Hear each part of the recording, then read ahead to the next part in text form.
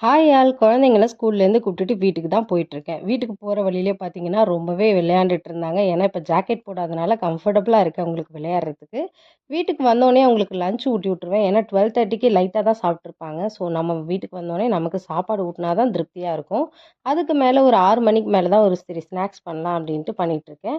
பணியாரம் தான் பண்ண போகிறேன். அதுக்கு வீட்டில் கனிஞ்ச பழம் இருந்துச்சு 2 பழம். அந்த பழத்த எடுத்திருக்கேன். இதில் 3/4 கப்பு வந்து கோதுமை மாவும், கொஞ்சமா உப்பு, கொஞ்சமா வந்து சோடா உப்பு கலந்து மிக்ஸ் பண்ணிக்கிறேன். இதுக்கு வந்து வெல்லத்த பாகு எடுத்திருக்கேன். அதிலேயே 2 ஏலக்காவையும் தட்டி போட்டிருக்கேன்.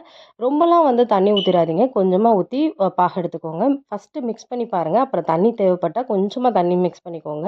ரொம்பவும் கெட்டியா இருக்கக்கூடாது, ரொம்பவும் தண்ணியா இருக்கக்கூடாது. இதுதான் கரெக்டான பதம். பணியார சட்டியில நெய் ஊத்தி சிம்மில வச்சு வேக வச்சு எடுத்து பாருங்க. செம்ம டேஸ்ட்டா இருக்கும். நார்மல் பணியாரத்துக்கும், இந்த பணியாரத்துக்கும் நெறையவே டிஃப்ரெண்ட் இருக்கு. ஒரு தடவ ட்ரை பண்ணி பார்த்துட்டு சொல்லுங்க. வீடியோ பிடிச்சிருந்தா லைக் பண்ணுங்க. Thank you.